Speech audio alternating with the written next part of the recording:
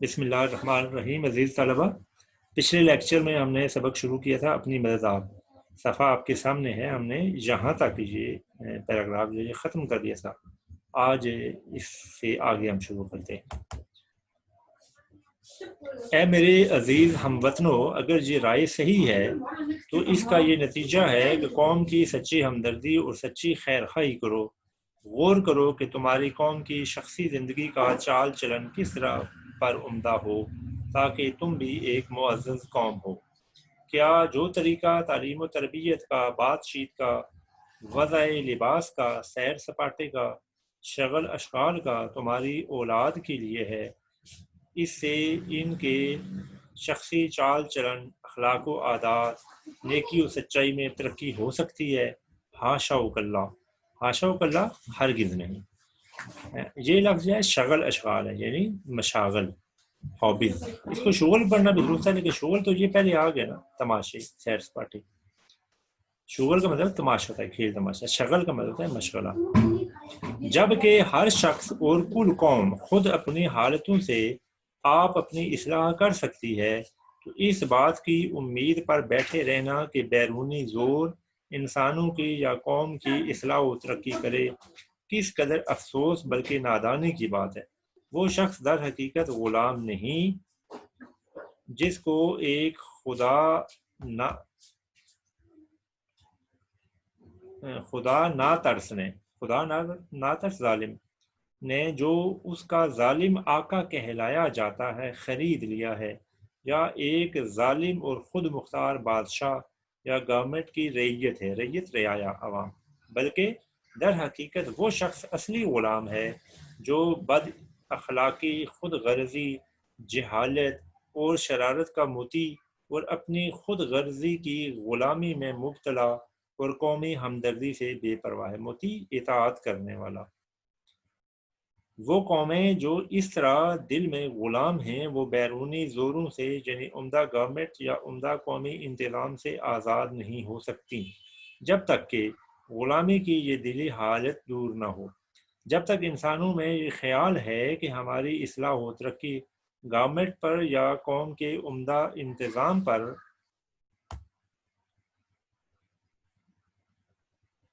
اگلا صفحے پر آ جائیں گے۔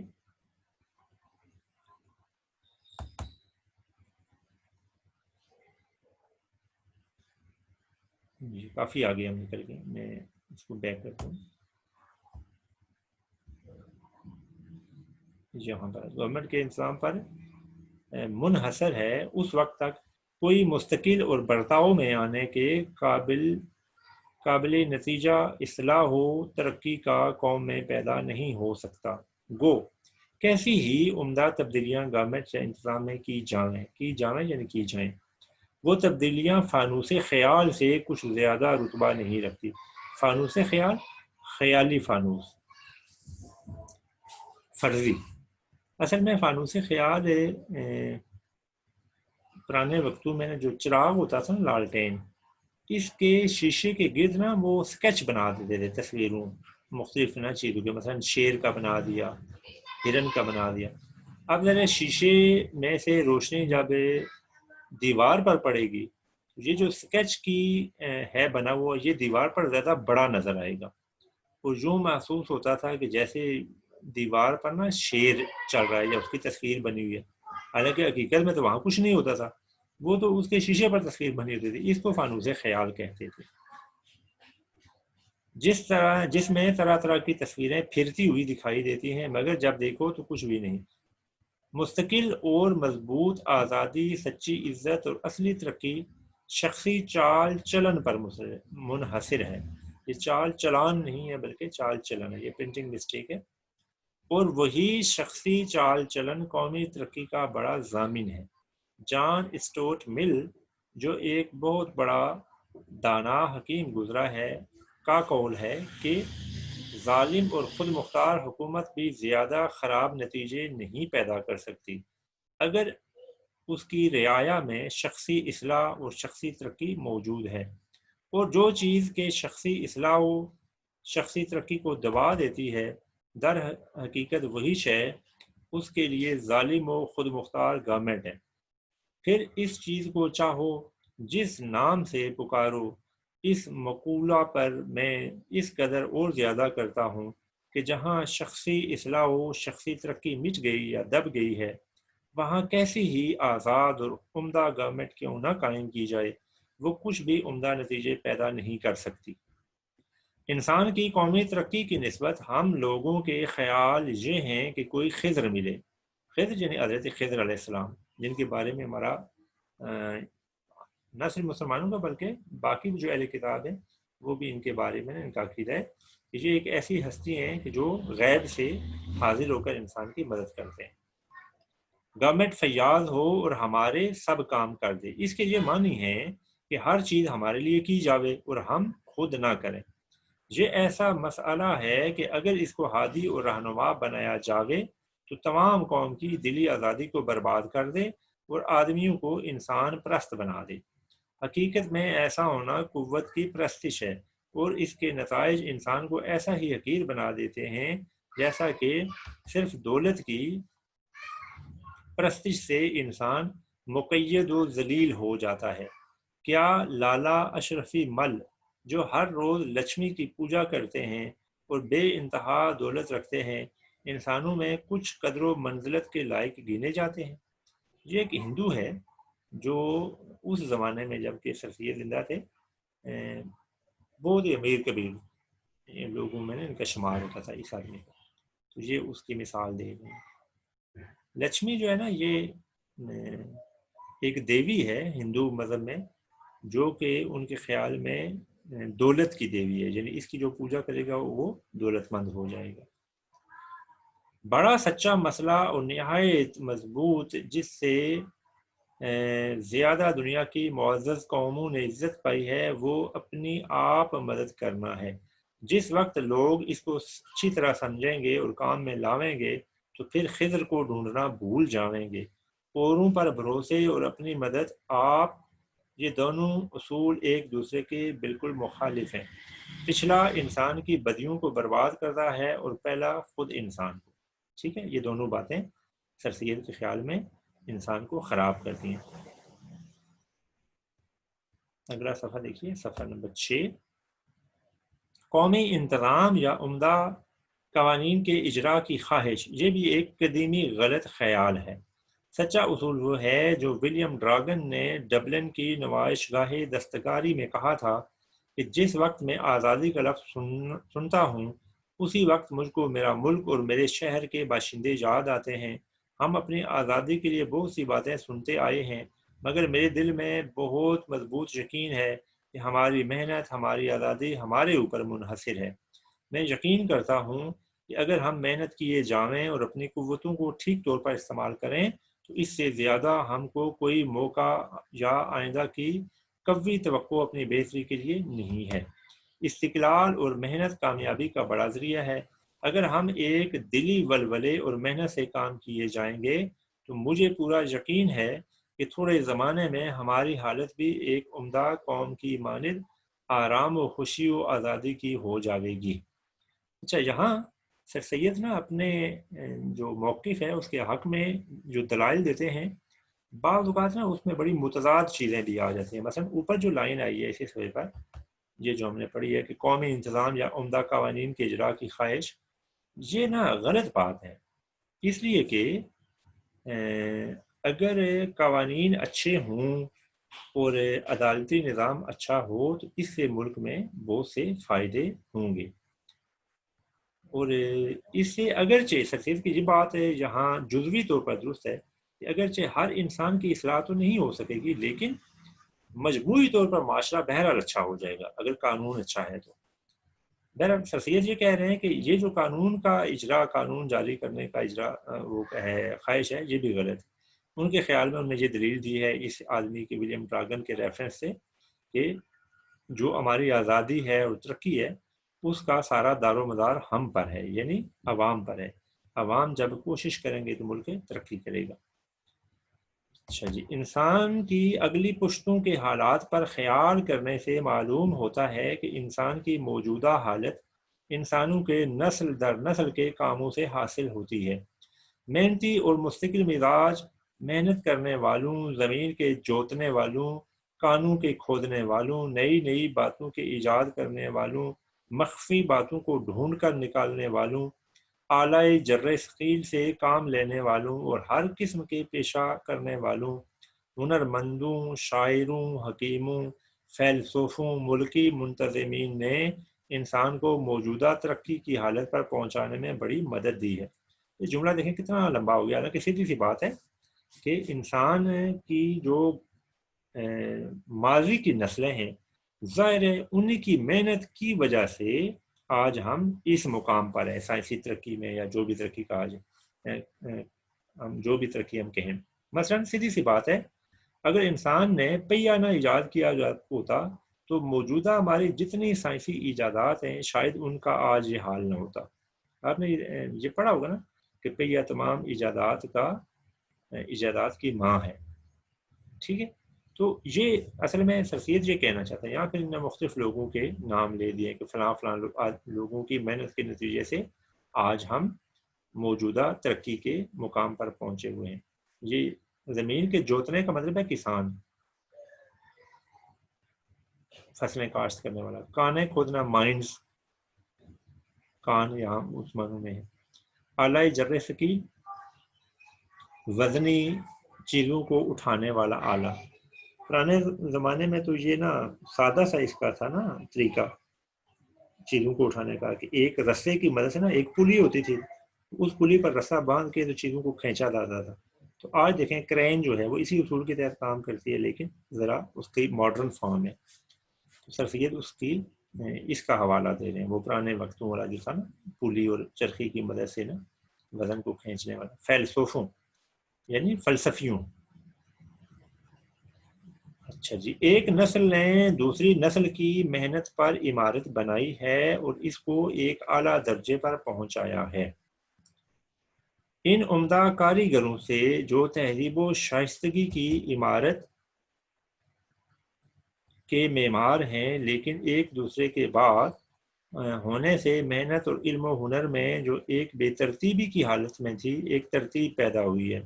رفتہ رفتہ نیچر کی گردش نے موجودہ نسل کو اس زرخیز اور بے بہا جائیداد کا وارث کیا ہے جو ہمارے پرکھوں کی ہوشیاری اور محنت سے مہیا ہوئی تھی۔ پرکھوں بزرگوں سے، بڑوں سے، یعنی جو ہم سے پہلی نسلیں گزری ہیں۔ اور وہ جائیداد ہم کو اس لیے نہیں دی گئی ہے کہ ہم صرف مثل مارے سرے گنج اس کی حفاظت ہی کیا کریں۔ مثل مارے سرے گنج، خزانے پر بیٹھا ہوا سانپ، مثل مارے، یہ مشہور ہے کہ پرانے وقتوں میں جو لوگ خزانہ زمین میں دفن کرتے تھے وہ اس پر کوئی جادو پڑتے تھے ایسا کہ وہاں ایک سانپ پیدا ہو جاتا تھا، تو جو آدمی وہ خزانہ کھودنے کی کوشش کرتا تو وہ سانپ اس کے پیچھے پڑ جاتا تھا، اس کو کاٹنے کی کوشش کرتا تھا تو لوگ بھاگ جاتے تھے۔ یہ وہاں سے نا ضرب المثل بنی ہوئی ہے۔ بلکہ ہم کو اس لیے دی گئی ہے کہ اس کو ترقی دیں اور ترقی یافتہ حالت میں آئندہ نسلوں کے لیے چھوڑ جائیں، مگر افسوس، ہزار افسوس کہ ہماری قوم نے ان پرکھوں کی چھوڑی ہوئی جائیداد کو بھی گرا دیا ہے۔ یہاں سے ہماری قوم سے مطلب ہے مسلمانوں نے، یعنی مسلمانوں نے اپنے آباء و اجداد کی جو بنائی ہوئی چیزیں تھیں ان کی قدر نہیں کی، اور جو ترقی کا ان کے پاس موقع تھا اس کو ضائع کر دیا۔ ٹھیک ہے، یہ شخصیت اپنے زمانے میں بات کریں، آج بھی بہرحال صورتحال ویسی ہی ہے۔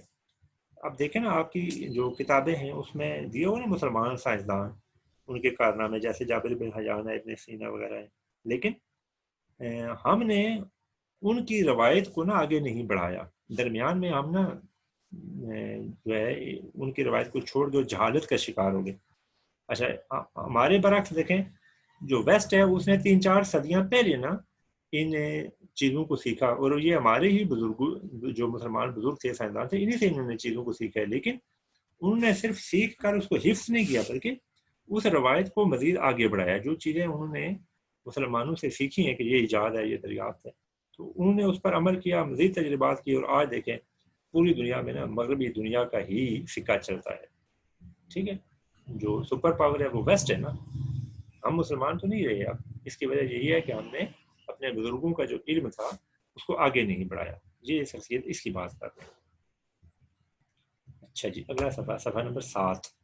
ایک نہایت عاجز و مسکین غریب آدمی جو اپنے ساتھیوں کو محنت اور پرہیزگاری اور بے لگاؤ ایمانداری کی نظیر دکھاتا ہے، اس شخص کا اس کے زمانے میں اور آئندہ زمانے میں اس کے ملک، اس کی قوم کی بھلائی پر بہت بڑا اثر پیدا ہوتا ہے، کیونکہ اس کی زندگی کا طریقہ اور چال چلن وہ معلوم نہیں ہوتا مگر اور شخصوں کی زندگی میں خفیہ خفیہ پھیل جاتا ہے اور آئندہ کی نسل کے لیے ایک عمدہ نظیر بن جاتا ہے۔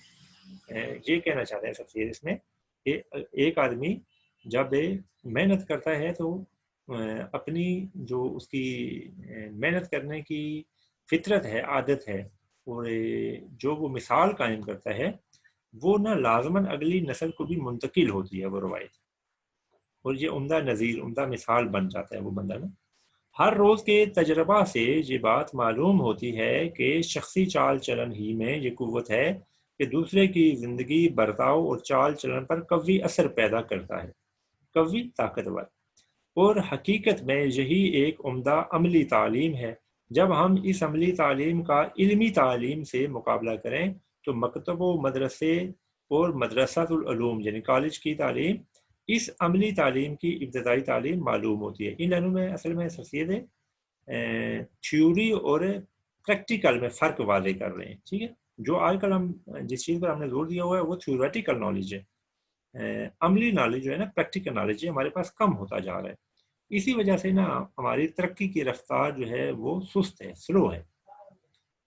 زندگی کے علم کا یعنی زندگی کے برتاؤ کے علم کا، جس کو انگریزی میں لائف ایجوکیشن کہتے ہیں، انسان پر، قوم پر بہت زیادہ اثر ہوتا ہے۔ اچھا، یہاں سر سید سے غلطی ہوئی ہے، لائف ایجوکیشن کوئی اصطلاح نہیں ہے، لائف لانگ ایجوکیشن ایک اصطلاح ہے۔ لائف لانگ ایجوکیشن کا مطلب ہے وہ چیز کو جو انسان ساری زندگی سیکھتا رہے، ٹھیک ہے۔ یہ اصل میں وہی لائف لانگ ایجوکیشن کا ہی تصور یہاں سر سید دینا چاہ رہے تھے، لیکن لائف لانگ لکھنا وہ بھول گئے ہیں۔ ممکن ہے انہوں نے اپنے اصل مضمون میں لکھا ہو اور آپ یہاں پرنٹنگ مسٹیک ہو۔ بہرحال یہ اس طرح لائف ایجوکیشن نہیں ہوتی، لائف لانگ، LONG، لائف کے بعد ہائفن آئے گا چھوٹے سے جائز، پھر لانگ آئے گا LONG۔ لائف لانگ ایجوکیشن ایسا تعلیم کا سلسلہ کہ جو ساری زندگی انسان حاصل کرتا رہتا ہے، ایسا علم یعنی پریکٹیکل نالج۔ تھیوریٹیکل نالج جو ہے وہ انسان سیکھتا ہے پھر عمل کرتا ہے، تو پھر وہ اپنے عمل سے اور چیزیں نا دریافت اور ایجاد کرتا چلا جاتا ہے۔ مکتب و مدرسہ و مدرسۃ العلوم کا علم طاق میں، صندوق میں یا الماری میں یا کسی بڑے کتب خانے میں رکھا ہوا ہوتا ہے، مگر زندگی کے برتاؤ کا علم ہر وقت دوست سے ملنے میں، گھر کے رہنے سہنے میں، شہر کی گلیوں میں، صرافہ کی دکان میں، ہل جوتنے میں، کپڑا بننے کے کارخانے میں، کلو میں کام کرنے کے کارخانے میں اپنے ساتھ ہوتا ہے۔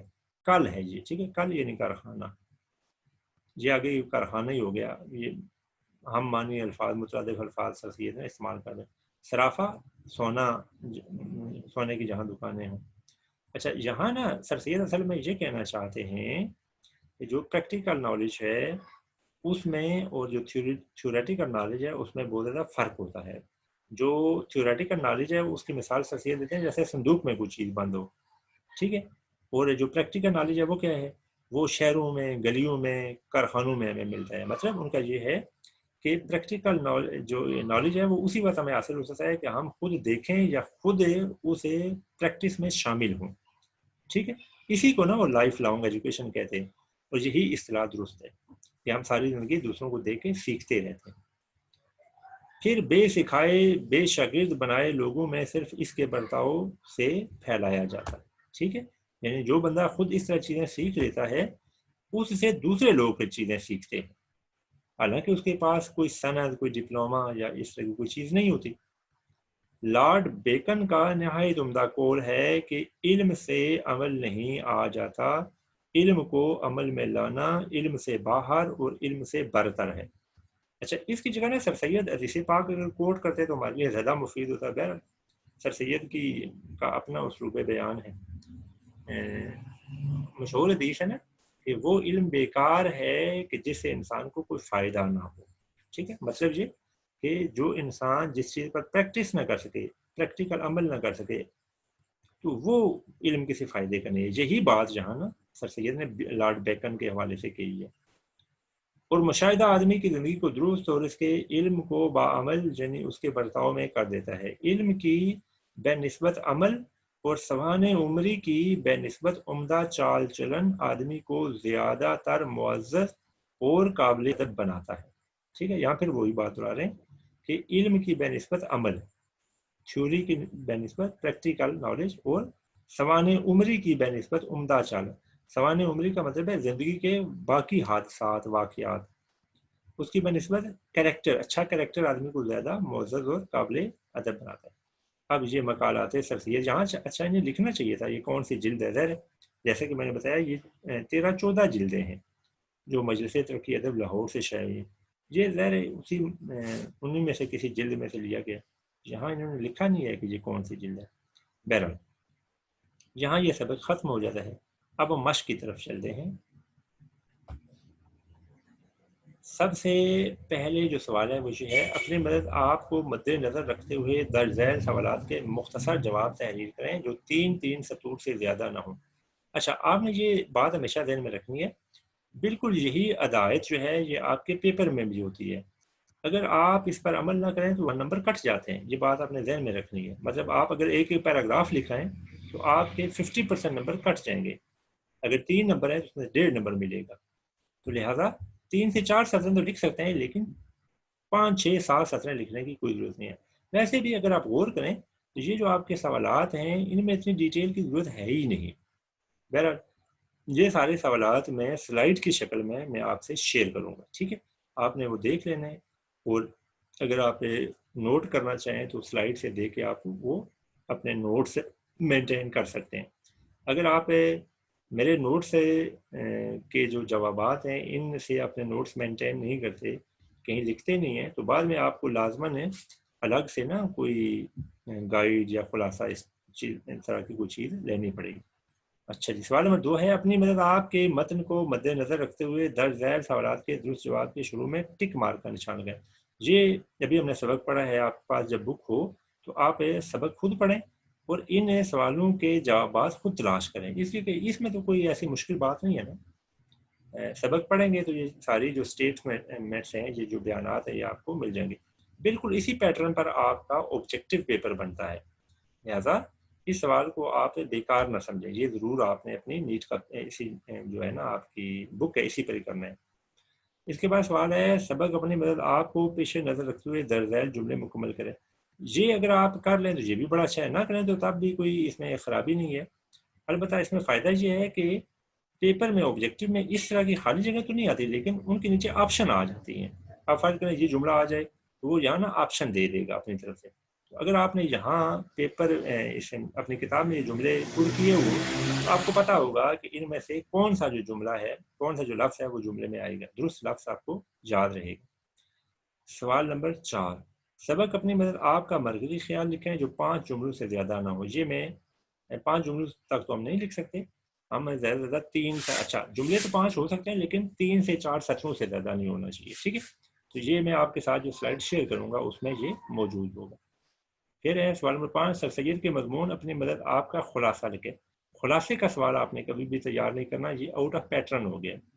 اگر آپ کا بورڈ کا پیٹرن اس سال ریوائز ہو گیا تو ممکن ہے اس میں خلاصے کا سوال آ جائے، لیکن ابھی تک اس سال تک 2020 تک ہمارا جو پیٹرن ہے فرسٹ ایئر کا اس میں خلاصے کا سوال نہیں آتا۔ اس کے بعد سوال میں 6 ہے، سیاق و سباق کے حوالے سے درج ذیل اقتباس کی تشریح کریں۔ یہ میں نا آخر میں جب سینس ختم ہو جائے گا تو اس وقت نا آپ کو سمجھاؤں گا کہ سیاق و سباق کس طرح لکھا جاتا ہے اور تشریح کیسے کی جاتی ہے۔ اچھا، اب اس میں یہ گرامر کا ایک سوال ہے، یہ ہم ادھر سے پڑھ دیتا ہوں یا آپ کورس سے سن لیں۔ محاورہ اور روزمرہ، جب 2 یا 2 سے زیادہ الفاظ حقیقی معنوں کے بجائے مجازی معنوں میں استعمال ہوں تو وہ محاورہ کہلاتا ہے۔ مثلا آنکھیں دکھانا، آنکھوں سے گرانا، آنکھیں بچھانا، 9 2 11 ہونا، تارے گرنا وغیرہ۔ روزمرہ اہل زبان کے بول چال کا نام ہے۔ اچھا، یہ جو ہے یہ محاورے کی ڈیفینیشن ہے اور یہ جو ہے یہ روزمرہ کی ہے، آپ نے اس کو مکس اپ نہیں کر دینا، ٹھیک ہے۔ یہ 2 مختلف چیزیں ہیں، یہ پیپر میں آتی بھی ہیں کہ روزمرہ اور محاورے میں کیا فرق ہے۔ روزمرہ اہل زبان کے بول چال کا نام ہے۔ روزمرہ میں الفاظ اپنے حقیقی معنوں میں استعمال ہوتے ہیں، محاورہ قواعد کی حدود میں آتا ہے جبکہ روزمرہ قواعد سے بالاتر ہوتا ہے۔ اسی طرح محاورے میں تبدیلی نہیں ہوتی جبکہ روزمرہ اہل زبان کے مطابق بدلتا رہتا ہے۔ تو یہ اس کے اختلافات جو ہیں یہ انہوں نے یہاں لکھے ہوئے ہیں۔ اچھا بھائی، یہ سبق ادھر ختم ہو جاتا ہے۔